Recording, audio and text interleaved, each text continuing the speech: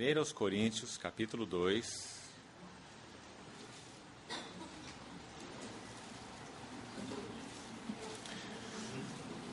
Vamos ler a partir do verso 16 e entrando pelo capítulo 3. 1 Coríntios 2, 16.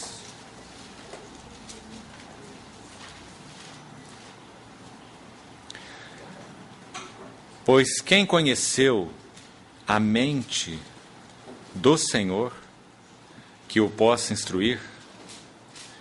Nós, porém, temos a mente de Cristo.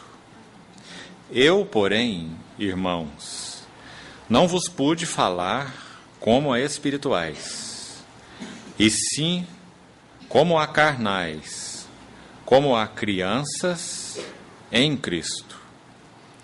Leite vos dei a beber, não vos dei alimento sólido, porque ainda não podeis suportá-lo. Nem ainda agora podeis, porque ainda sois carnais. Porquanto, havendo entre vós ciúmes e contendas, não é assim que sois carnais e andais segundo o homem? Vamos mais uma vez orarmos ao Senhor juntos. Senhor, tão agradecidos nós estamos, tão privilegiados nos sentimos, por podermos mais uma vez nos reunir livremente, debaixo do Teu nome, reconhecendo que o Senhor é a cabeça exaltada da igreja. O Senhor está no trono. Reina o Senhor. Por isso nós nos regozijamos, porque o Senhor reina. Pedimos nessa noite a plena provisão que carecemos do Teu Espírito Santo. Senhor, nos dobramos diante de Ti, porque precisamos que o Senhor, pelo Teu Espírito, abra os nossos olhos, ilumine os olhos do nosso coração, nos dando sabedoria e revelação no pleno conhecimento Teu.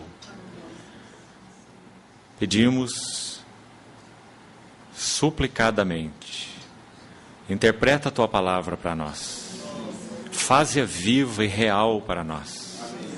Através dela nos introduz no reino da realidade espiritual, para o louvor da glória da Tua graça. Supera nossas imperfeições, todas nossas limitações. Te pedimos, em Teu precioso nome. Amém, Senhor. Irmãos, hoje nós vamos, então, buscar, com a ajuda do Senhor, dar mais um passo. Esses 3 tempos que tivemos, examinando o tema reter a cabeça, ou retendo a cabeça, e a importância disso para que possamos crescer com o aumento de Deus, o crescimento que procede de Deus, e não qualquer outro tipo de crescimento. Então, a necessidade imperativa é retendo a cabeça. Então, estamos buscando, com a ajuda do Senhor, compreender juntos o que significa reter a cabeça. No primeiro dia, nós demos o primeiro passo e vimos que não nos distrairmos de Cristo é o primeiro aspecto fundamental para retermos o cabeça. É claro, o cabeça é Cristo. Se nós nos distraímos de Cristo, nós não retemos a cabeça. Quando nós agregamos a Cristo, Cristo e mais alguma coisa, e seja essa coisa, qualquer coisa, então nós nos distraímos de Cristo, até com as coisas de Cristo. Deixamos de reter a cabeça e deixamos de crescer o crescimento que vem de Deus.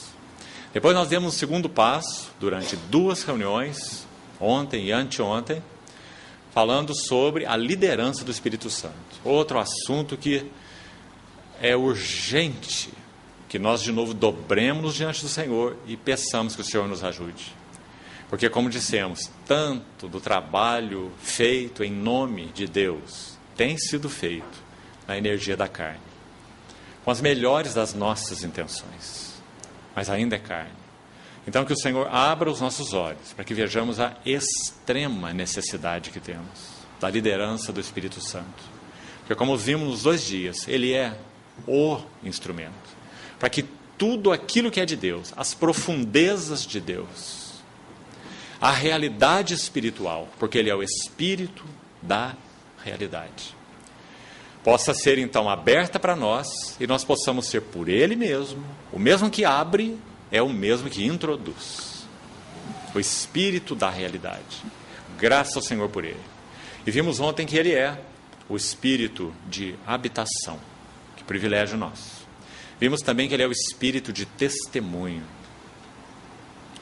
E também vimos que Ele é o Espírito que guia, que fornece liderança espiritual. Como João menciona, nos 3 capítulos em sequência, 14, 15 e 16, essa expressão, o Espírito da realidade. Continue meditando sobre ela. Que expressão importante. Espírito da realidade, que nos introduz em toda a realidade. Hoje nós vamos dar então um terceiro passo. E queria sugerir aos irmãos, vamos meditar na palavra, que um terceiro aspecto que denota que temos sido um povo que retém a cabeça é termos a mente de Cristo. Se nós retemos a cabeça, então, como assembleia, nós externaremos isso andando segundo a mente de Cristo, tendo em nós a mesma mente que também houve em Cristo Jesus. Então, antes de entrarmos no nosso texto principal, nós vamos olhar um pouco do texto que acabamos de ler, 1 Coríntios 2. Veja bem o que está escrito aqui, e olhe para a sua Bíblia, e deixe os seus conceitos ou preconceitos todos de lado, e olhe para a Bíblia, com a ajuda do Espírito Santo. E veja que Paulo está dizendo que no verso 16, essa mente do Senhor é inescrutável, porque ele já vem dizendo isso desde o verso 6. E especialmente no verso 9, ele diz que olhos não viram, que ouvidos não ouviram e que jamais penetrou em coração humano. Essa mente inescrutável de Deus. E nela há algo preparado para aqueles que o amam. Mas é completamente inacessível para aqueles que o amam, a não ser que, versículo 10, Deus nolo revele pelo Espírito. Porque o Espírito a todas as coisas perscruta, até as profundezas de Deus. Então isso vimos ontem, o maravilhoso ministério do Espírito Santo, o essencial ministério do Espírito Santo, imprescindível. Então, quando nós chegamos ao verso 16, Paulo diz, quem conheceu a mente do Senhor? Você vê que o assunto ainda é o mesmo. Essa mente inescrutável, insondável, porque ele vem falando desta mente insondável e do único instrumento capaz de nos levar a conhecê-la, o Espírito Santo. Agora, então, veja o restante do verso 16. Nós, porém, temos a mente de Cristo. Agora, irmão, precisamos ser tão cuidadosos com a palavra. Porque tantas vezes nós tomamos textos, agora que me entenda com todo cuidado, que não são assim exatamente nossos, mas textos nos quais Paulo está falando dele, e da realidade espiritual que ele tinha, e que nem sempre implica na nossa. Agora, por favor, continue me ouvindo com cuidado, não tape seus ouvidos, mas me ouça com atenção. Eu não estou dizendo que o que era verdade para Paulo não pode ser verdade para nós. Muito pelo contrário. Tudo que era verdade para Paulo deve ser verdade para nós. Porque o ministério do Espírito Santo é um só para todos nós, os filhos de Deus. Mas quando ele diz assim, nós temos a mente de Cristo, por favor, não interprete esse nós como um nós coletivo. Por que nós sabemos que não é esse nós coletivo? É só você seguir o texto. Quando ele se refere a nós, ele está se referindo a ele. E muito provavelmente, se você olhar essa carta inicial, ele diz assim, olha como ela começa. Paulo, chamado pela vontade de Deus para ser apóstolo de Jesus Cristo, e o irmão Sóstenes. A igreja de Deus que está em Corinto, os santificados. Então, pelo menos 2 estão aqui. Paulo e Sóstenes. Pelo menos. E mais aqueles que eram os cooperadores de Paulo, unidos pelo Espírito, com uma só visão e um só encargo. E aí nós podemos citar muitos, né? Silas, Epafrodito, Timóteo, Tito e muitos outros. Então, Áquila, Priscila. Então, quando ele se refere a nós sabemos por essa carta que no mínimo 2 estão envolvidos. Ele e Sóstenes. Esses 2 nomes encabeçam essa carta, escrita aos Coríntios. Nós temos a mente de Cristo. Eu, porém, irmãos, não vos. Então, nesse contexto, nós temos um nós, mas nós temos um vós. Então, os irmãos estão vendo como é claro?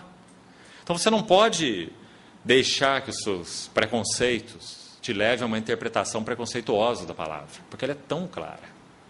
Nós, Paulo está dizendo, Sóstenes e talvez outros mais, nós já temos a mente de Cristo. Mas eu não vos, agora é vós, os coríntios, os destinatários da carta. Não é tão claro? Não vos pude falar como a espirituais, mas sim como a... Quem eram os carnais? Os coríntios. Então um cristão pode sim ser carnal. Os coríntios eram carnais. O que significa o cristão ser carnal? Significa que ele não anda segundo o Espírito, mas ele anda segundo a carne. Como a crianças em Cristo. Leite vos, então está aqui o vós de novo. Leite vos dei a beber, não vos dei alimento sólido, porque ainda não podíeis suportá-lo, e nem ainda agora. Então, quando Paulo esteve lá, 1 ano e meio em Corinto, 18 meses, conforme registra o livro de Atos, ele os viu assim, carnais. E quando ele escreve a carta, ele diz, ainda sois. Ainda sois. Nem agora podeis suportar, porque ainda sois carnais. Porquanto há entre vós ciúmes e contendas. Não é assim que sois carnais e que andais segundo o homem? Então há um flagrante confronto aqui entre o vós e o nós. Muito claro. Nós temos a mente de Cristo, mas vós sois carnais e andais segundo o homem. Por que Paulo tinha certeza disso? Porque há entre vós ciúmes e contendas. Então, a partir desse texto fundamental, nós vamos examinar, com a ajuda do Senhor, alguns detalhes em um capítulo muito especial do Novo Testamento, para nos ajudar a entender este ponto do nosso encargo dessa noite, a mente de Cristo, como revelando que nós temos sido uma assembleia que está retendo a cabeça. Se retemos a cabeça, há mais essa evidência. Além de não nos distrairmos da cabeça, não nos distrairmos de Cristo. Além de estarmos sendo liderados pelo Espírito, porque da cabeça procede o óleo, o Espírito, que revela, que guia, que introduz, que fala, que convence, que faz tudo. Então, se nós retemos a cabeça, o ministério do Espírito Santo é uma realidade entre nós. E agora a terceira marca que estamos vendo hoje. Se retemos a cabeça, a mente de Cristo tem que ser uma realidade entre nós. Mente de Cristo. 1 Coríntios 2,16. Nós temos a mente de Cristo. Então agora vamos para Filipenses capítulo 2. E sem dúvida nenhuma, este é o melhor e o maior texto de todo o Novo Testamento, como uma expressão conjunta, concisa e consistente do que significa ter a mente de Cristo. E um aspecto mais, o que significa ter a mente de Cristo no sentido corporativo. Então nós vamos examinar esse texto com mais cuidado. E se o Senhor nos guiar assim, e se o tempo permitir, então nós vamos examinar alguma coisa no que se refere a essa questão da mente de Cristo no sentido pessoal. Porque é claro que isso está totalmente relacionado e interligado com a questão corporativa, como já temos falado desde o início. O pessoal e o corporativo não se separam. Então, vamos ler o capítulo 2 com bastante atenção. Vamos abrir nossas Bíblias e vamos acompanhar, então, aos pés do Senhor, pedindo que o Espírito do Senhor nos ajude nessa leitura e fale conosco. Se há, pois, alguma exortação em Cristo, alguma consolação de amor, alguma comunhão do Espírito, se há entranhados afetos e misericórdias, completai a minha alegria, de modo que penseis a mesma coisa, tenhais o mesmo amor, sejais unidos de alma, tendo o mesmo sentimento. Nada façais por partidarismo ou por vanglória, mas por humildade, considerando cada um os outros superiores a si mesmo. Não tenha cada um em vista o que é propriamente seu, senão também cada qual o que é dos outros. Então vamos dar uma pequena parada nessa primeira sessão. Não são tremendos esses versos? Vamos fazer alguns destaques aqui. Observe o versículo 2. Penseis. Irmãos, essa palavra pensar e pensamento, enfim, essa raiz, pensar, pensamento, entendimento, nessa epístola, nessa pequena epístola de 4 capítulos, aparece 11 vezes. 11 vezes. Você vê que é uma epístola focada nesse assunto do pensar, no sentido de ter a mente de Cristo. E esse capítulo 2 é o capítulo mais consistente dos 4 em torno deste assunto. Então, já aqui você vê uma das 11 menções. Penseis, então, mesma mente, a mesma coisa. Tenhais o mesmo amor, sejais unidos de alma, tendo o mesmo sentimento.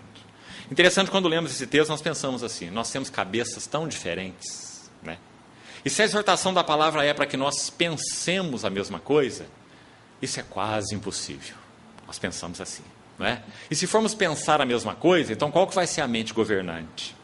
Qual que vai ser a mente que vai dominar sobre nós? Não é? Nós vamos nos xerocar em quem?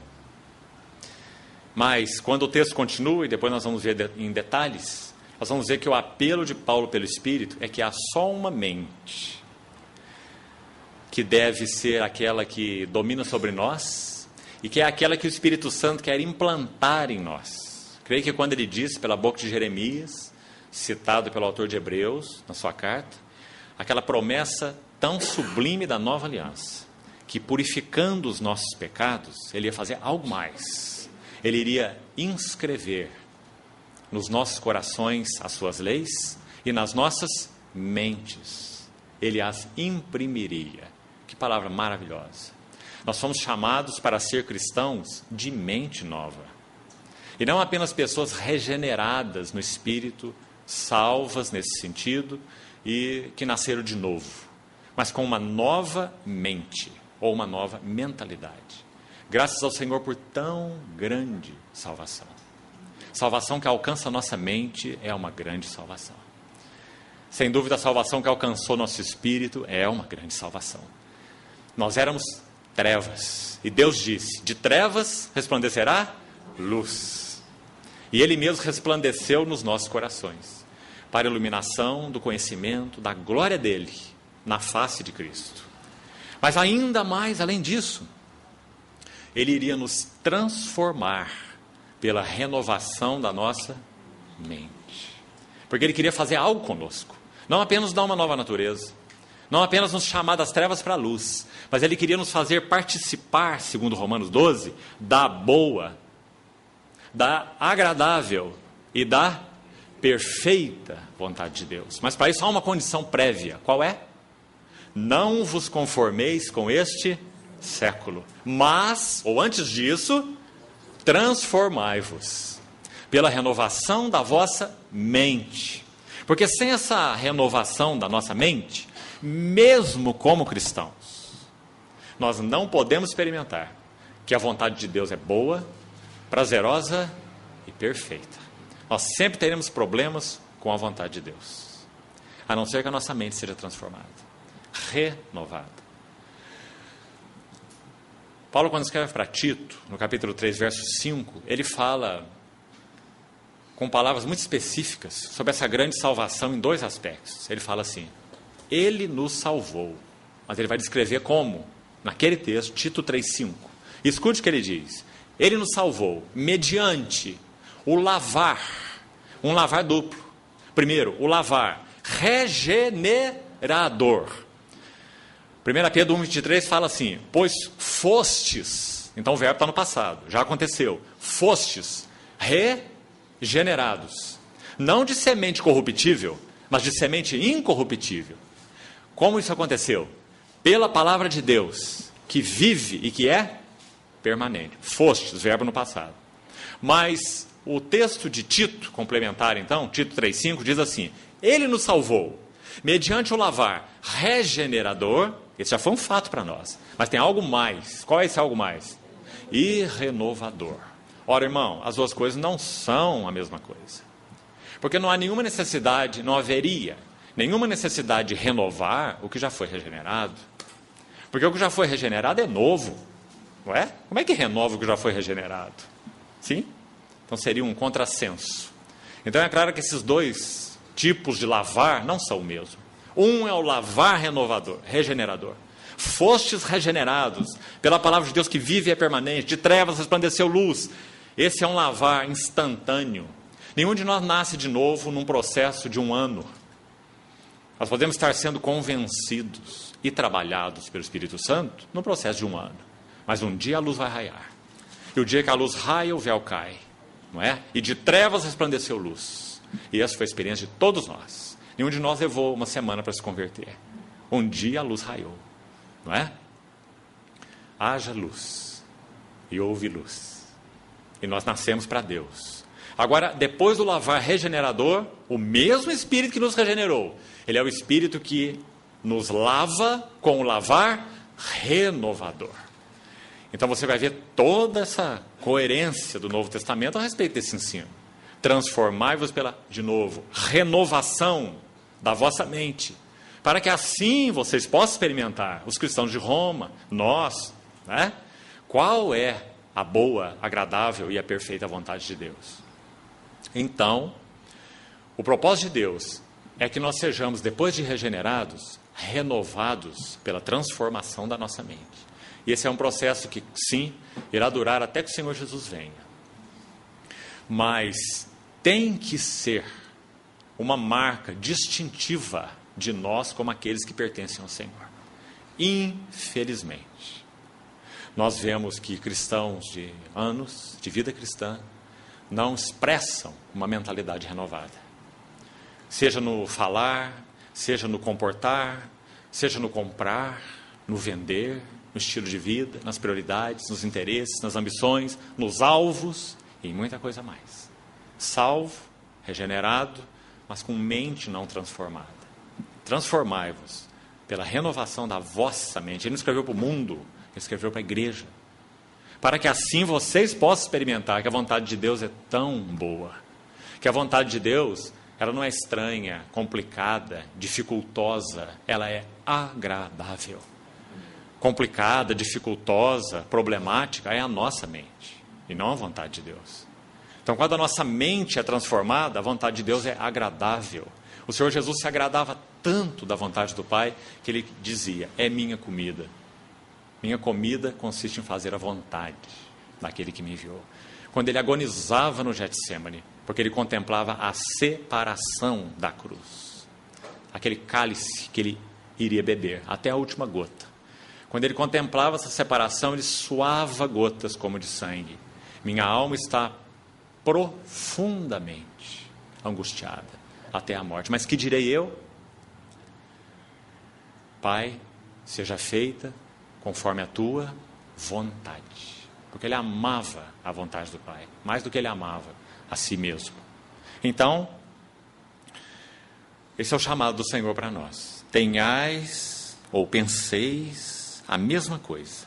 Tenhais o mesmo amor, e sejais unidos de alma, tendo o mesmo sentimento. Nada façais por partidarismo. Vejam como essas palavras são sondadoras. Ah, irmãos, como nós somos postos pela palavra de Deus. Graças ao Senhor. Que tristeza a mentalidade liberal, a mentalidade modernista, que diz assim, a Bíblia contém a palavra de Deus. Mas a Bíblia não é a palavra de Deus. Quando nós falamos isso, sabe o que acontece conosco? Nós somos os juízes. Para separar desse livro o que é casca não inspirada e o que é grão. Quando nós fazemos isso, nós julgamos a palavra. Mas quando nós cremos que ela é a palavra verbalmente inspirada por Deus, Então nós nos dobramos e ela nos julga. E não nós julgamos a ela. Então, nada façais por partidarismo. Como isso nos expõe? Quanto nos expõe? Nosso coração, por causa do pecado, é partidário. É um milagre que nós possamos viver juntos. Milagre do Espírito. Não é por menos que aquele salmo tão maravilhoso, 133. Ele começa da maneira mais linda. Ele começa com ó. Esse ó não é lindo? Ó. Depois do ó tem um ponto de exclamação. Não é assim? Começa o salmo? Ó. Por que esse ó? Essa admiração, esse assombro. Sabe por quê? É porque os irmãos podem viver em união. Isso é um milagre do Espírito Santo. Nós não tínhamos união nem conosco mesmos, né? Nós éramos divididos de nós mesmos, confusos. Um dia nós pensávamos de um jeito, no outro dia do outro. Manhã de um jeito, na tarde de outro. Não é assim? Esse éramos nós. Então, ó, como é bom e agradável viverem unidos os irmãos. Os irmãos já pensaram no milagre que o Pentecostes significou? Você conhece bem judeu, não conhece? Judeu é um povo duro, uma mentalidade dura, estreita, não é? Você já pensou o que significa 120 judeus no Pentecostes, quando o Espírito desce, sendo feito um só? E através daquele mover do Espírito, falando aquelas línguas que 16 nações que estavam ali para o Pentecostes podiam ouvir da boca deles em uníssono as grandezas de Deus. Por isso, ó, que milagre, como é bom e agradável. E nós sabemos que esse salmo tão lindo, 133, ele tem a sua interpretação, a sua realidade espiritual, já que lá era ainda um tipo dos tratos de Deus com seu povo, igreja. Ele tem sua realidade espiritual cumprida em Atos 2:33. Quando diz que o nosso Senhor Jesus, exaltado à destra de Deus, ele recebe do Pai a promessa que nós falamos, o Espírito, a promessa do Velho Testamento. A promessa é para vós, para os vossos filhos, para todos que estão longe, para todos quantos o Senhor nosso Deus chamar. Então ele recebe do Pai a promessa do Espírito. E o que ele faz? Derrama isso que veio de ouvir. É como óleo sobre a cabeça. Jesus foi exaltado à destra de Deus e recebe do Pai a promessa do Espírito. Óleo sobre a cabeça, que desce pela barba, a barba de Arão, porque ele é o grande sumo sacerdote que penetrou os céus. E esse óleo que desce pela barba não para na gola, ele vai até a orla das suas vestes. Porque a mesma unção da cabeça é a unção da qual todo o corpo participa. Graças ao Senhor por isso. É a mesma unção. A mesma unção. O Espírito que nós recebemos é o Espírito de Jesus glorificado. O mesmo óleo, a mesma unção. Por isso, amados irmãos, nós nunca poderemos dizer no trono familiar do Senhor, quando comparecermos lá, Tribunal de Cristo: ó Senhor, eu não andei mais na vida cristã porque o Senhor não me deu maior graça. Nós teremos que dizer: Senhor, eu não avancei mais, porque eu não fui um bom recebedor da Tua graça. Porque todos nós temos recebido, no que concerne a Ele, da Sua plenitude, e graça sobre graça. Ele é o Deus de toda a graça. Acontece que a graça não nos faz marionetes nas mãos de Deus. A graça de Deus nos dá suporte, que sem ela nós nunca teríamos. Nem por obras, nem por religião, nem por cultura, nem por educação, nem por desejo, nem por nada. Nós estávamos mortos, nós não estávamos desmaiados. Mas quando a graça veio e nos deu vida, e a partir daí, nos dando vida, ela nos dá em Cristo e pelo Espírito todo o suporte, para que, contando com a graça e nos posicionando na graça, nós possamos responder ao Espírito e andarmos segundo o Espírito.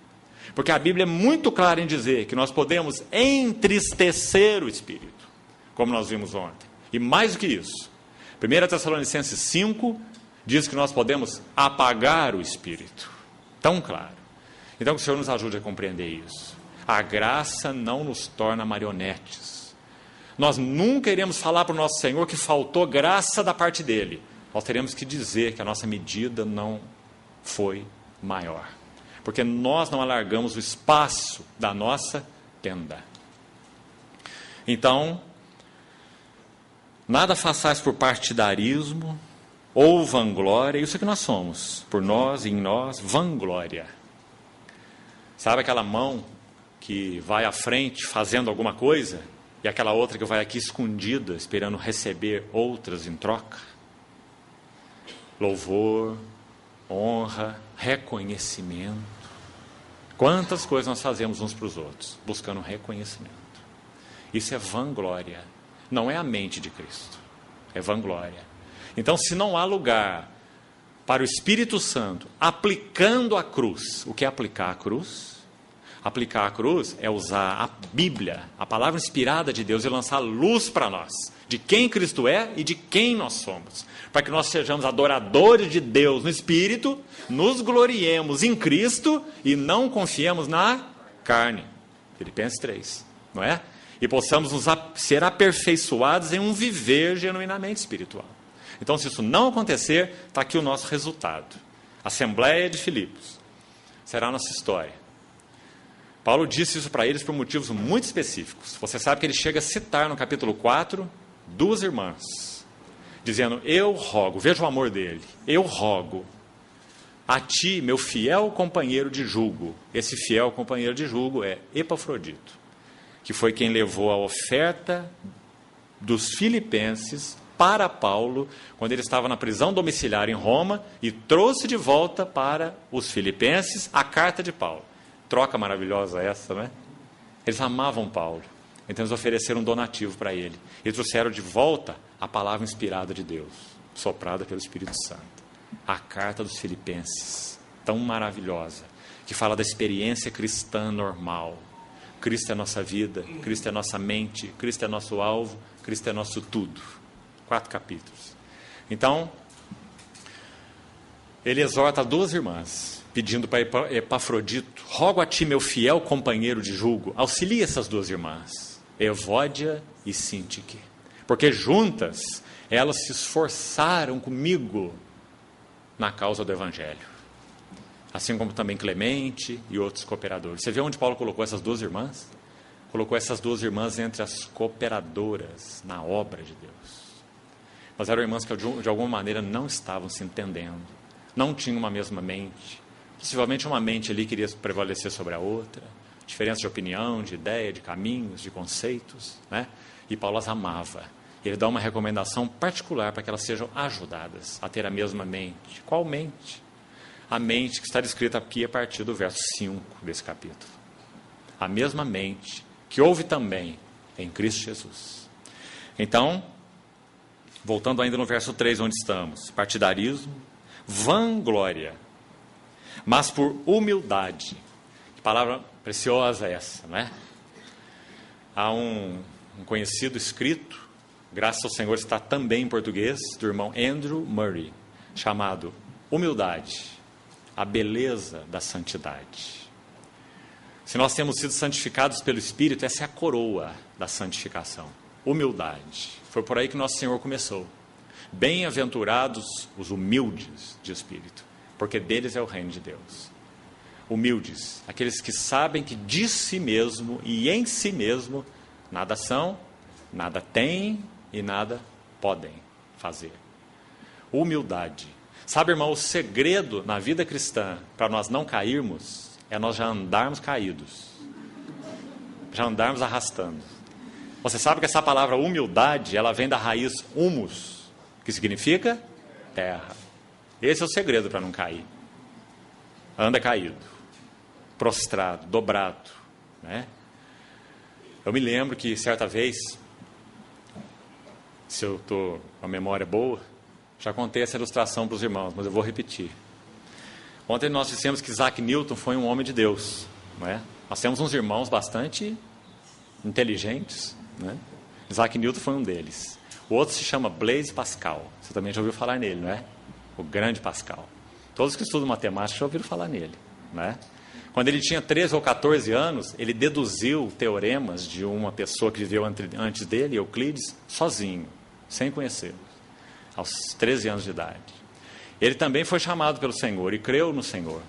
Então, há também um livro transcrito em português, traduzido para o português, chamado Pensamentos, de Blaise Pascal. Muito precioso. Então, esse servo de Deus, diz a sua biografia, ele era, claro, extremamente procurado pelos físicos, matemáticos da época para ouvir suas grandes teorias. E depois que ele creu no Senhor, quando ele ia receber esse tipo de visita, diz a biografia, que ele cortou um talo de roseira e ele colocou dentro da sua camisa.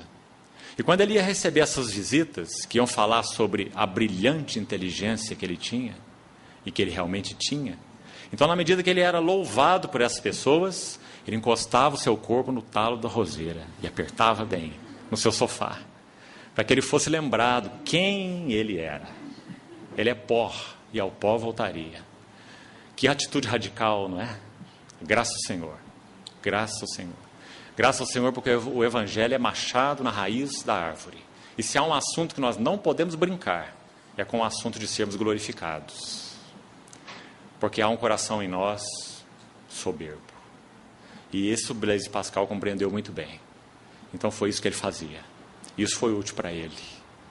É claro, isso não é um modelo para nenhum de nós. Mas nós devemos apreciar a atitude desse homem de Deus, com a sua própria carne e sua própria natureza. Humildade. Considerando cada um os outros superiores a si mesmo. Cada frase dessa é uma expressão linda da mente de Cristo. Estamos retendo a cabeça? Então, aí as expressões para nós nos julgarmos. A mente de Cristo tem sido manifesta na Assembleia, então nós estamos retendo a cabeça. Não tem sido, então nós não estamos retendo a cabeça.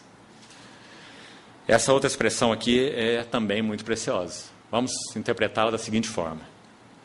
Por que será que nós avançamos tão devagar na carreira cristã, na jornada cristã? Acho que parte da resposta, pelo menos, está aqui, nesse verso. É quando nós olhamos os irmãos, nós olhamos assim os irmãos de cima para baixo. E nós pensamos assim, sem falar, né? Porque ninguém tem coragem de falar. Eu me reúno numa assembleia que tem 80 irmãos, mas quando eu penso bem aqui comigo, talvez tenha lá 2 ou 3 que podem me ensinar alguma coisa. Os outros têm muito para aprender de mim. Só que eles não descobriram ainda que eles têm para aprender de mim. Não é? Esses somos nós. Mas a palavra de Deus diz que nós devemos considerar cada um para cada um, os outros, isso inclui todos, o quê? Superiores a nós mesmos. Então, quando nós olhamos para uma assembleia, e ao contrário, nós falamos assim, nós nos reunimos com 80 irmãos, e eu tenho 80 mestres. Porque pela graça do Senhor, eu tenho aprendido de Cristo, de cada boca. O Cristo que tem sido formado em cada um, tem sido para mim instrução, modelo, encorajamento, né? Então, como é importante esse tipo de atitude? Isso só é possível em Cristo e pelo Espírito, porque esse aqui nós sabemos não somos nós, não é? Mas somos nós em Cristo e andando pelo Espírito, aí sim, considerando cada um os outros superiores a si mesmo. Que coisa significativa para expressar a mente de Cristo. Precisamos nos dobrar diante do Senhor, orando a Ele para que isso seja verdade no meio de nós. Então nós poderemos avançar rápido, nos ajudando uns aos outros. Olha o verso 4 agora. De novo, todas elas são marcas da mente de Cristo, porque esse é o capítulo da mente de Cristo. Não tenha cada um em vista o que é propriamente seu. Também palavras duras para nós, porque esse aqui também somos nós. Pensamos no que é nosso, cuidamos do que é nosso, e ai daquele que vem falar para nós daquilo que é nosso, que ele cuide do que é dele. Não é? Essa é a mentalidade, quando não há a mente de Cristo. Então, de novo, a cruz pela palavra, a cruz pela providência, o trabalhar do Espírito Santo, moldando-nos para que a mente de Cristo seja verdadeira em nós e nós aprendamos a cuidar, não apenas uns dos outros, mas cuidarmos dos interesses uns dos outros. Isso só é verdade na igreja. Nós sabemos que o mundo não tem nem noção do que isso significa. Só a igreja, não é? Agora, amados irmãos, se nós não pudermos, com a ajuda do Senhor e com a nossa resposta, as duas coisas, se nós não pudermos avançar para isso que o Senhor requer de nós, que tipo de testemunho nós temos para dar? Nenhum, nada, zero. Não temos impacto, influência sobre o mundo. Porque viver sem esse padrão, o mundo já vive, né? Então que o Senhor nos ajude para que sejamos introduzidos nele em realidade espiritual. Pelo trabalho da palavra, pelo trabalho da cruz, pelo trabalho do Espírito, trabalhando nossas vidas uns aos outros, nos exortando, nos cuidando, nos pastoreando, para que então nós possamos avançar como Assembleia, neste espírito da mente de Cristo. Do contrário, nós não estamos retendo a cabeça. Então, o versículo 5. O que acontece nesse capítulo 2 é o seguinte: tem 3 preciosíssimos exemplos citados nesse capítulo a respeito dessa mente. O primeiro é o próprio Cristo, a mente que houve nele. Então, a vida do Senhor Jesus, desde a sua encarnação até a sua exaltação. Olha os polos. Você já pensou nisso? Num texto tão curtinho, 5 a 11, está descrita toda a história do Verbo Redentor. Desde a sua pré-encarnação, desde a sua eternidade em Deus, subsistindo em forma de Deus, porque é isso que ele é. Desde o seu lugar no Deus triuno, na Trindade, como o Logos, o Verbo, até a sua encarnação, a sua morte, a sua ressurreição, sua ascensão e a sua entronização. Porque o texto termina: Deus o exaltou soberanamente. Ele deu um nome que está acima de todo nome. Você vê o tamanho dessa jornada? Descrita concisamente nesses versículos. Desde o Verbo eterno até a entronização do Deus homem. Antes só Verbo, só Deus, Filho de Deus. Mas agora do lado de cá, homem. Deus homem, Verbo encarnado. Então toda essa trajetória foi descrita aí como o que significa ter a mente de Cristo. Qual é a mente de Cristo? Então vamos dar uma olhada também em alguns aspectos aqui. Tende em vós a mesma mente. Algumas traduções dizem sentimento. Mas a palavra adequada é pensamento, ou mente. Tende em vós a mesma mente, ou o mesmo pensamento, que houve também em Cristo Jesus. Qual foi? Pois ele, subsistindo em forma de Deus. Nós não vamos entrar nos detalhes dos quais nós obtemos ajuda, e muita ajuda, através dos eruditos, sobre algumas palavras aí importantes no original, o sentido delas, mas se você fizer isso, você vai ganhar muito. Uma delas é essa palavra forma, morfê, no original. Não significa apenas uma aparência externa. Quando você vê uma borboleta voando, você não fala assim, olha lá uma aparência de borboleta. Você diz assim, olha lá uma borboleta. Aquela aparência designa aquela vida. A borboleta não é igual à mosca. Então a palavra forma, morfê, como o grego usa aí, significa não apenas a aparência exterior, mas significa a realidade interior que gera a aparência exterior. Então ele subsiste em forma de Deus, porque ele é Deus. Essa é a sua natureza, né?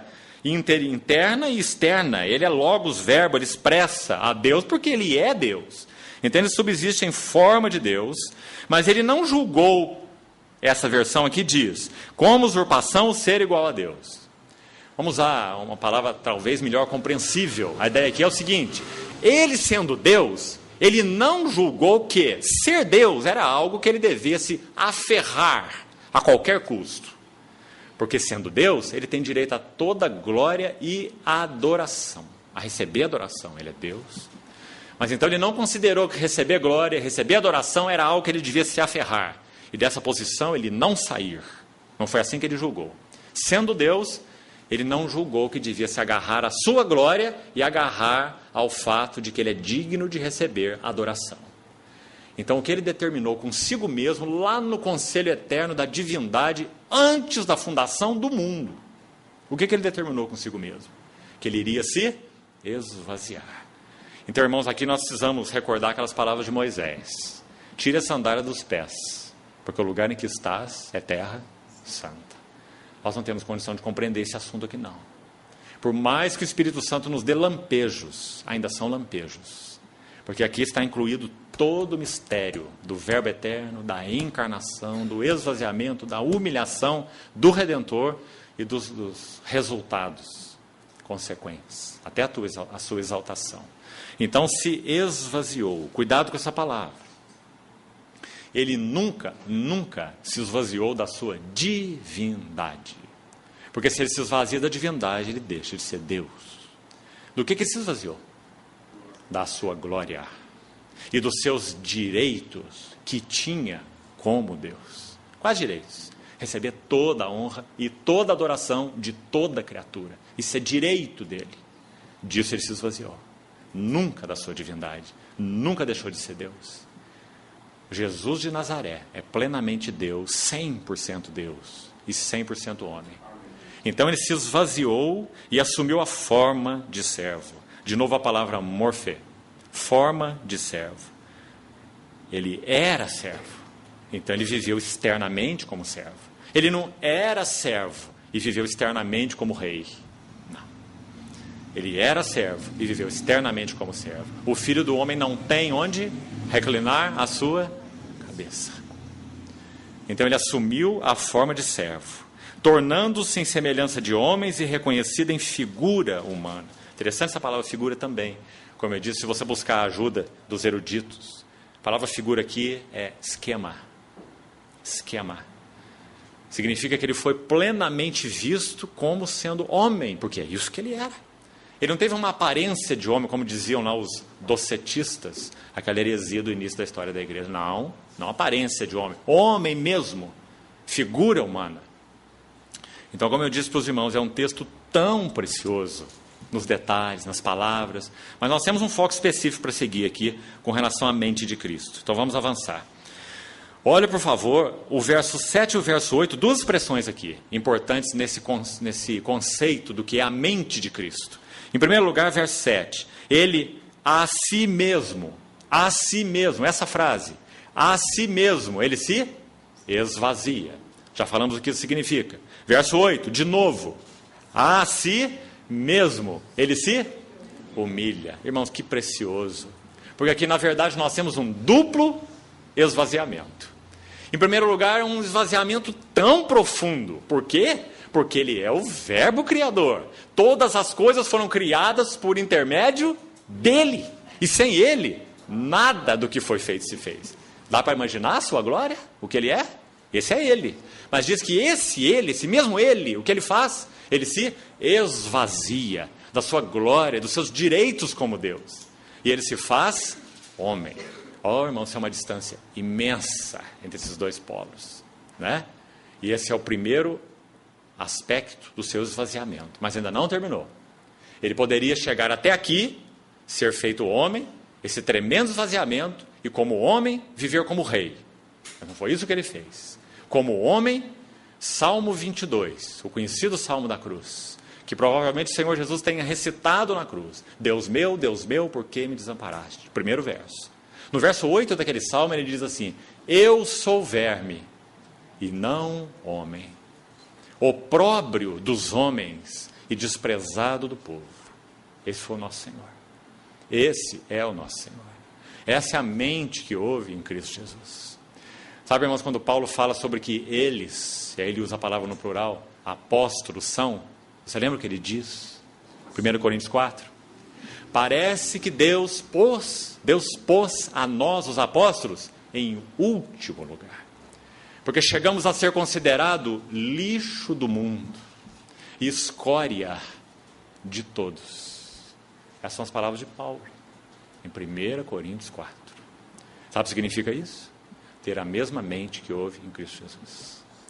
Nas palavras de Hebreus, quando Hebreus descreve aqueles homens que viveram assim, para Deus, pela fé, em Deus, de Deus, sabe o que Hebreus fala deles? Homens dos quais o mundo não era digno. Essa é a mente que houve em Cristo Jesus. Irmãos, o Senhor nos ajude. Como nós vivemos vidas misturadas, como nós somos cheios de ambições, de interesses, de planos, alvos e projetos, quanto da mente de Cristo precisa ser formada em nós, para que nós possamos viver de maneira humilde em tudo o que isso significa.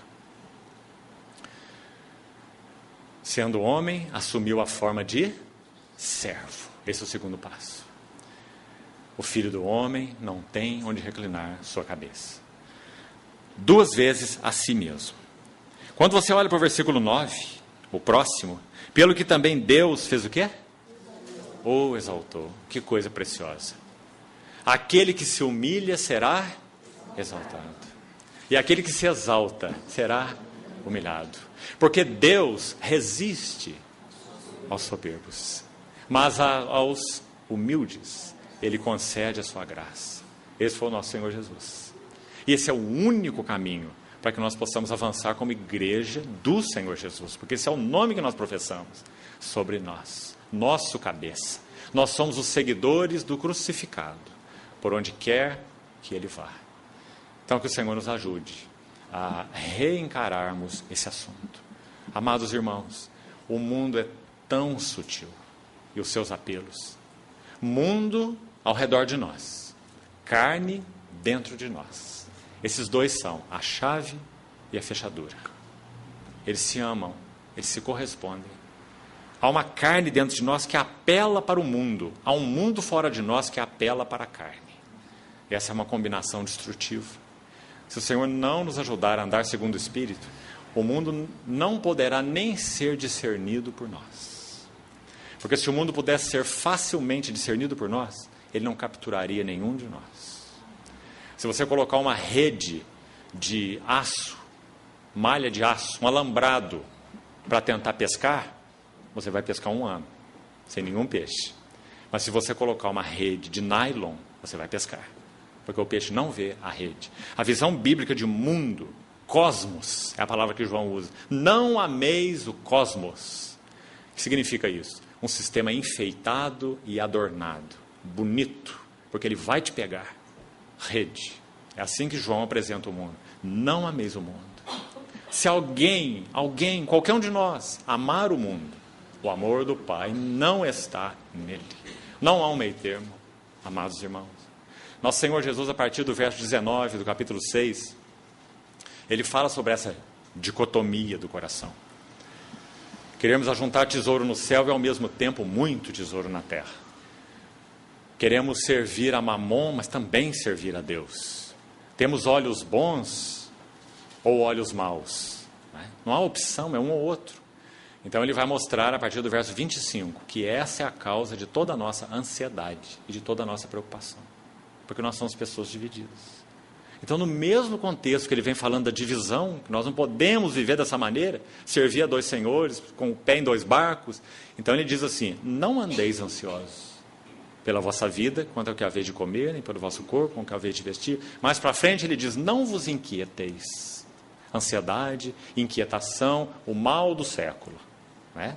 Tem uma fonte: coração dividido.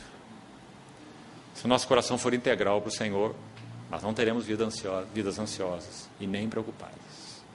Então, o nosso Senhor será o nosso bem, o nosso prazer. Isso não vai nos tornar irresponsáveis e nem ociosos. Isso vai nos tornar dependentes. As duas coisas são muito diferentes. Então, Deus o exaltou e ele a si mesmo se humilhou. Antes de avançarmos para o próximo exemplo aqui, creio que dessas 3 frases, 2 vezes a si mesmo se esvaziou, a si mesmo se humilhou, e a outra frase, Deus o exaltou. De novo, nós precisamos tocar isso. Com a ajuda do Senhor, Jesus Cristo não foi esvaziado, e Jesus Cristo não foi humilhado. Ele se determinou. Ele deixou isso tão claro, irmãos, inclusive como quando homem. Ele disse assim para aqueles guardas que foram prendê-lo: ninguém tira minha vida. Ele disse para os seus discípulos primeiro: João 10, ninguém tira minha vida, eu espontaneamente a dou. E quando mais tarde, João 18, no jardim do Getsêmani, a escolta de guardas vem prendê-lo. Imagine aquela escolta de guardas para prender o Senhor Jesus. Você sabe que João faz questão de registrar que quando eles se aproximam, o Senhor Jesus se adianta, porque ele é o pastor que cuida das suas ovelhas. Então ele se adianta aos discípulos e pergunta para eles: a quem buscais?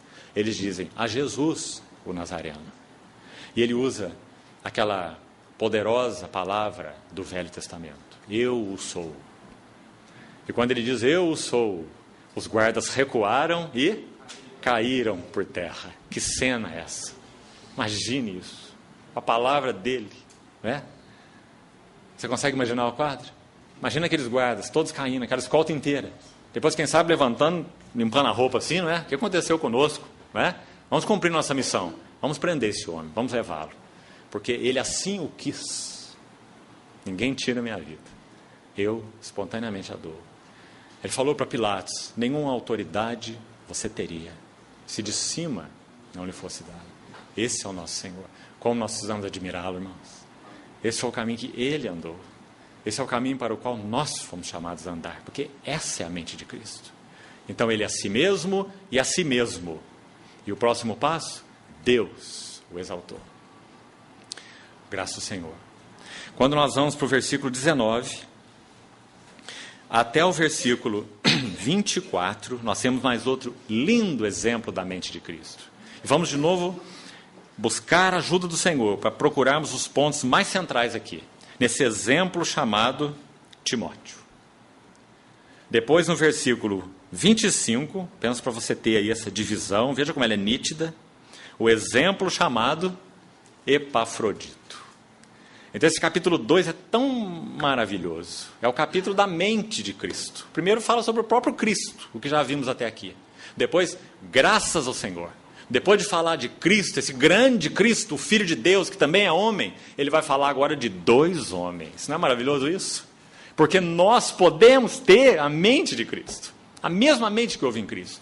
Então nós vamos ter aí um Timóteo, nós vamos ter aí um Epafrodito. Então que o Senhor nos encoraje com isso. Nós podemos ter a mente de Cristo, formada em nós, e andar nas suas pisadas. Então o que é que ele diz a Timóteo? Vamos ver o que significa a mente de Cristo na vida de Timóteo em primeiro lugar. Veja lá. Espero, porém, no Senhor Jesus mandar-vos Timóteo, o mais breve possível, verso 19, a fim de que eu me sinta animado também, tendo conhecimento da vossa situação. Agora escute. Porque a ninguém eu tenho de igual sentimento. Timóteo, pelo trabalhar do Senhor na vida dele, ele foi unido a Paulo de uma maneira tão sublime, que Paulo pode escrever isso a respeito dele para os filipenses. A ninguém eu tenho de igual sentimento. Essa é a mente de Cristo. Por causa da mente de Cristo em Paulo, por causa da mente de Cristo em Timóteo, os dois puderam ser um e cooperar numa mesma mente. É por isso que no capítulo 2 ele fala para os filipenses: penseis a mesma coisa, sejais unidos de alma, tendo o mesmo sentimento. Então, para que isso não soe impossível, ele cita aqui Timóteo e Epafrodito, dizendo que isso era verdade na vida deles. Que maravilhoso, que encorajamento. Então, a ninguém tenho de igual sentimento. Veja a próxima marca, que sinceramente cuide dos vossos interesses. De novo, essa é a mente de Cristo. Quando nós cuidamos dos interesses uns dos outros. Quando nós não vivemos só para nós mesmos, olhando o que é nosso, cuidando do que é nosso, a nossa casa, o nosso isso e o nosso aquilo. Não é? Mas nós aprendemos a viver uns para os outros, cuidando dos interesses uns dos outros, cuidando do avanço espiritual uns dos outros. Não é? Verso 21, o contraste. Pois todos eles, que eles? O eles está lá no capítulo 1. Verso 17, 15 em diante. Alguns efetivamente proclamam a Cristo por inveja e por porfia, outros o fazem de boa vontade, estes por amor, sabendo que eu estou incumbido da defesa do Evangelho. Aqueles, contudo, pregam Cristo por discórdia. Então, alguns que se rivalizavam com o encargo e o ministério de Paulo, né? Então ele diz no verso 21, eles buscam o que é seu próprio, senão o que é de Cristo Jesus. E conheceis, verso 22, o seu caráter provado. Que palavra importante essa aqui. Importante, caráter. Caráter no trabalhar do Espírito Santo sempre tem que vir antes de carisma. Sempre tem que ser o suporte do carisma. Um carisma sem caráter é uma das coisas mais perigosas que existe. Então, quando o Espírito Santo trabalha a mente de Cristo na igreja, o que ele busca é caráter, para que os carismas do Espírito Santo possam ser, então, usados na base de um caráter provado. Então, essa é outra marca da mente de Cristo. O caráter provado, pois ele serviu ao Evangelho, veja aqui, junto comigo, como filho ao Pai. Irmão, sabe o que o diabo faz quando ele não consegue tirar uma verdade da igreja, ele procura nos convencer que aquela é a única verdade. E ele faz o mesmo estrago. Ou que aquela é a maior verdade. Essa é uma das armas mestras que ele usa. Discipulado é uma verdade maravilhosa na Bíblia. O Senhor Jesus é o único discipulador. Nós não temos discípulos e nem fazemos discípulos. O Senhor Jesus é o único discipulador. Mas há algo que equilibra essa verdade aqui. Se nós estamos vivendo a vida normal da igreja, em Cristo, pelo Espírito, sim, nós necessariamente temos que aprender uns dos outros. Por causa do que Cristo tem feito em nós. Esse aprendizado é muito prático. Então, quando Paulo usa essa expressão, ele serviu comigo no Evangelho como um filho a um pai, ela é brilhante. Algumas pessoas gostam, por causa dessa visão de discipulado que muitas vezes impera, de usar essa expressão, né? Timóteo foi um discípulo de Paulo. Você não vai encontrar isso na Bíblia. Não há esse assunto na Bíblia. Paulo chama Timóteo de 3 palavras que se refere a Timóteo na Bíblia. Muito interessante. Em Atos 16, ele é um irmão de Listra. Você se lembra o início da trajetória de Timóteo? Paulo passa por Icônio, Derbe e Listra. Em Listra ele é apedrejado, lembra-se? Atos 16.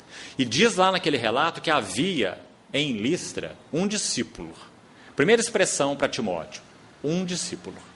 Isso é o que ele era. Lá em Listra. E era um discípulo tão ligado ao seu discipulador, Cristo, que o texto diz que ele tinha um bom testemunho, não só em Listra, mas também em Icônio e em Derbe.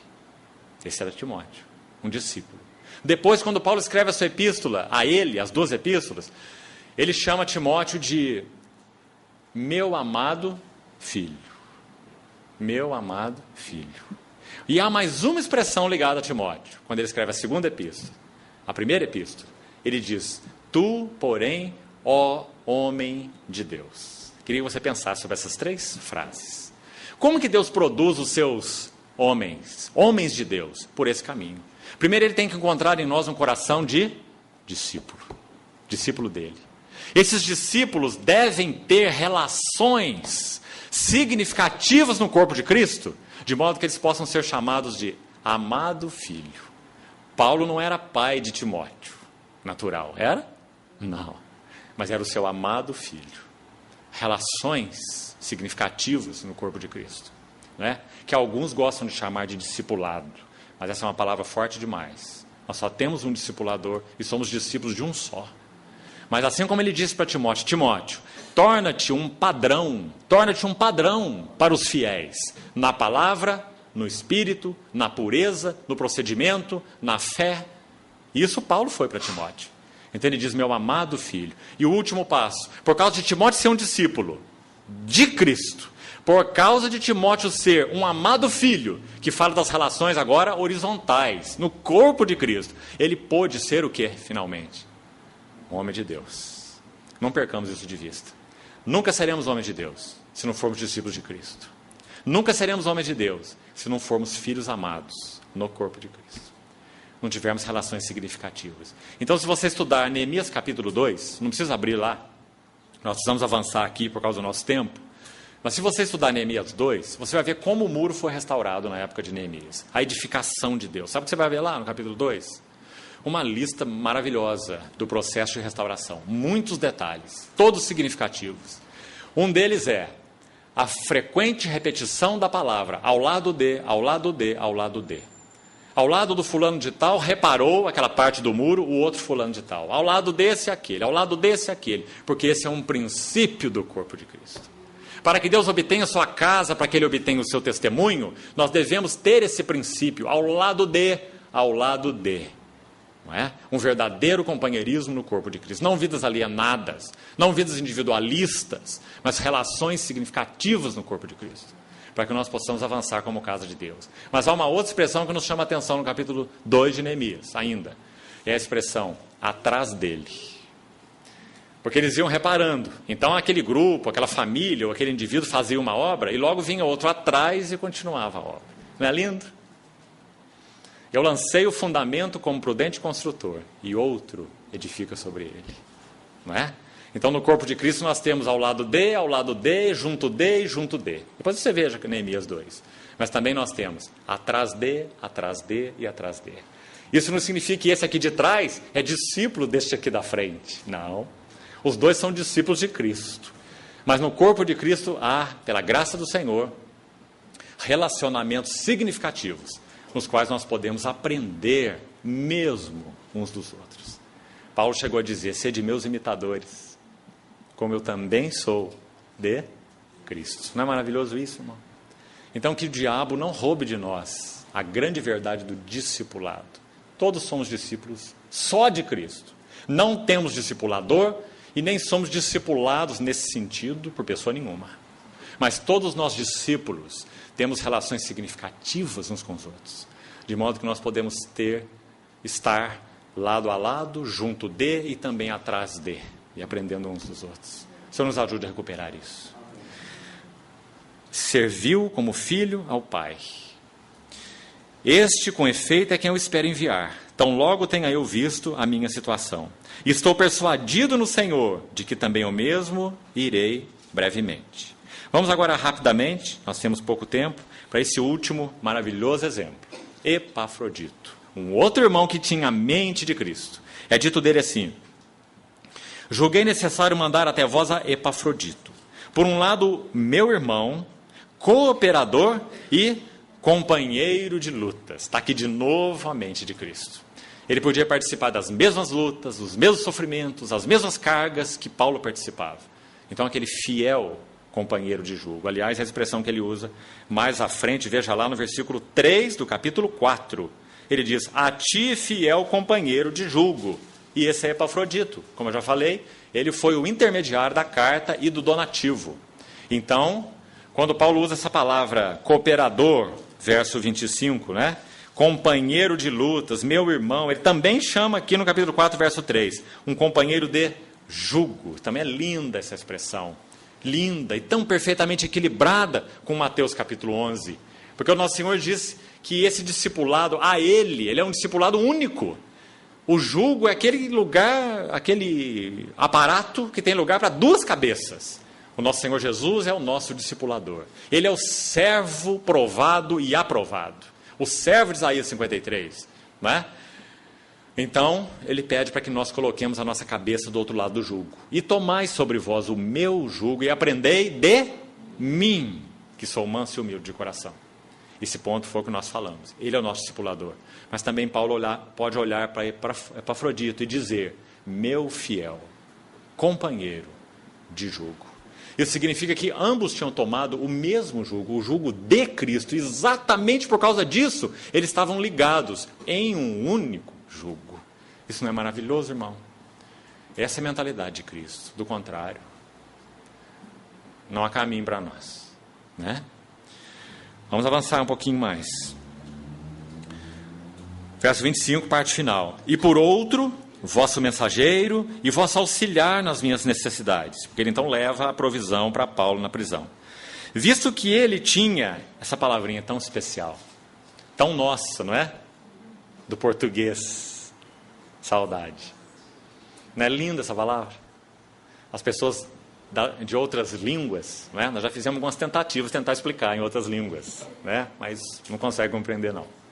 Porque saudade é uma palavra realmente grande. Ela não implica só eu falto você, né? Isso é uma coisa meio pobre dizer, não é? Eu falto você, como se diz no inglês, não é? Está me faltando você, né? Mas saudade significa muito mais. Nós sabemos que saudade fala de muito mais. Saudade não fala só de ausência, saudade fala de uma certa angústia, saudade fala de uma certa descomplementação, não é? Porque nós estamos sós, não é? Saudade, ela implica em tanta coisa. E essa é uma marca da mente de Cristo. Que linda!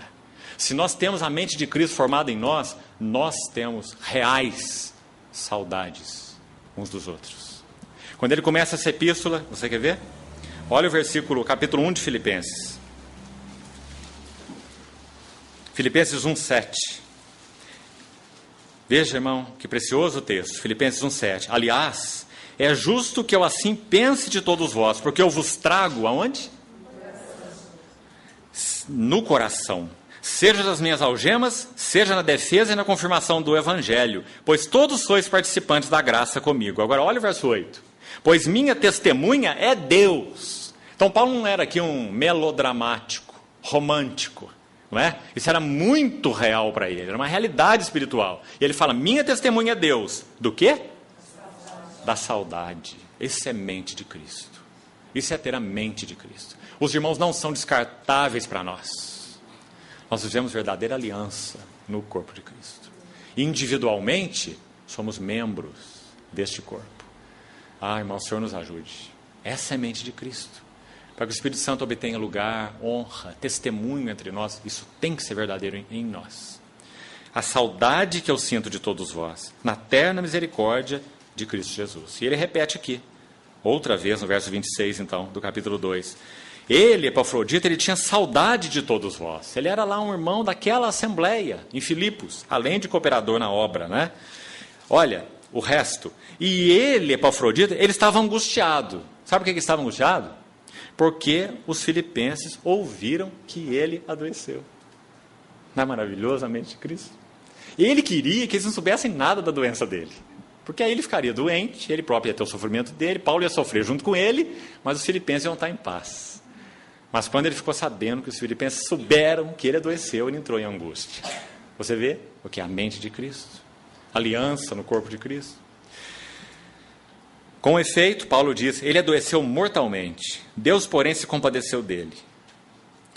E não somente dele, mas também de mim. Você não sabe onde você vê mais a mente de Cristo aqui, não é? Porque é um capítulo tão precioso. Você vê a mente de Cristo para todo lado. É a mente de Cristo em Cristo, é a mente de Cristo em Paulo, é a mente de Cristo em Epafrodito, é a mente de Cristo em Timóteo. Não é? Irmão, é um capítulo brilhante. Você não vê aqui um ego mesquinho. Você vê uma vida um para o outro em Cristo Jesus. Essa é a mente de Cristo. Então ele diz, Deus teve misericórdia também de mim, para que eu não tivesse tristeza sobre tristeza. Por isso, tanto mais eu me apresso em mandá-lo. Ora, irmão, Paulo estava preso. Os filipenses estavam na cidade deles, livres, não é? E vivendo a vida normal, mas Paulo estava preso. Sabe o que ele diz? Eu quero mandá-lo depressa para vocês, por causa de vocês. Essa é a mente de Cristo. Tanto mais me apresso em mandá-lo, para que vendo novamente, vos alegreis, e eu tenha menos tristeza.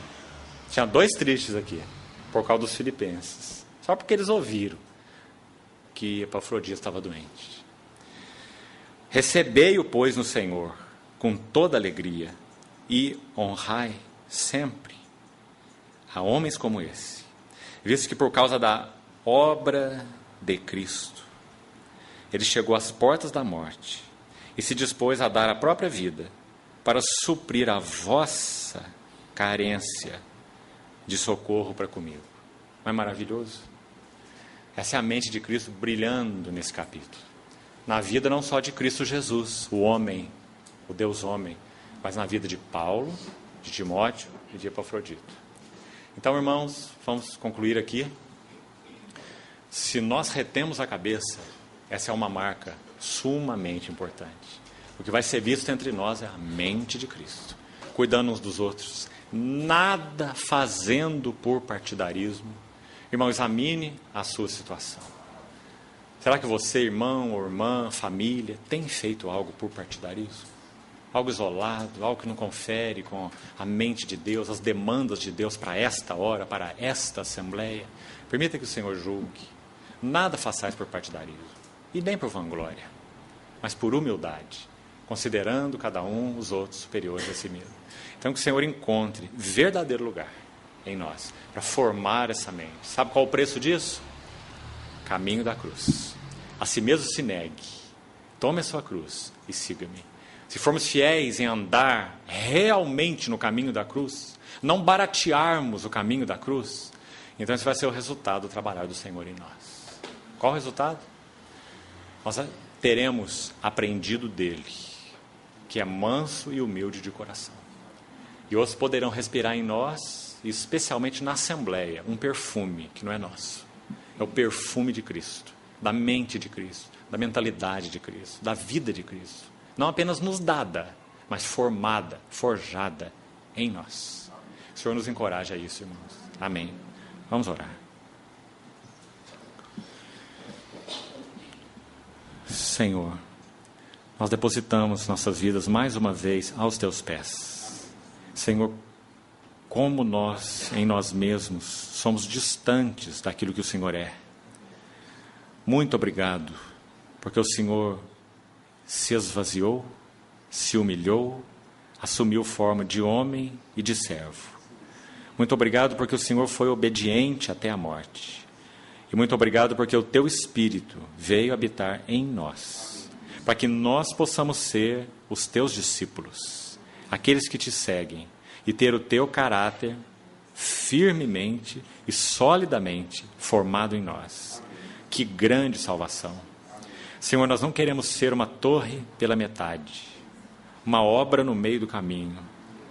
Te pedimos que o Senhor nos ajude a responder a Ti de tal forma que aquilo que o Senhor começou em nós, o Senhor complete, até o dia de Cristo Jesus.